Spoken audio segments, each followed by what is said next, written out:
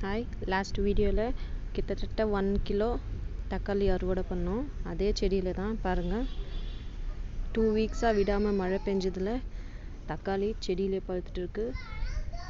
இதை பாருங்கள், பழுத்து கீழே விழுந்துட்டு இருக்கு.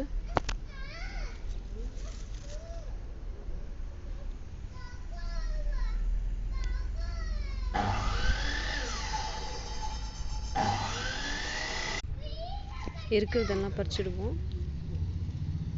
இன்னும் கொஞ்சம் இருக்கு, அது இன்னும் பெருசாகலை. இது கூட இங்கே பாருங்க, சங்குப்பூ பாருங்க, சங்குப்பூ எத்தனை சங்குப்பூ விட்டுருக்கு.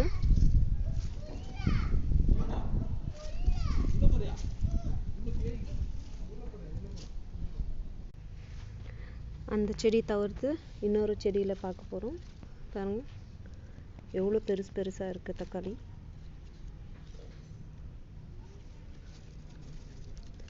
ரெண்டு தக்காளியே 1/4 கிலோ அவ்வளோ வந்திருக்கு.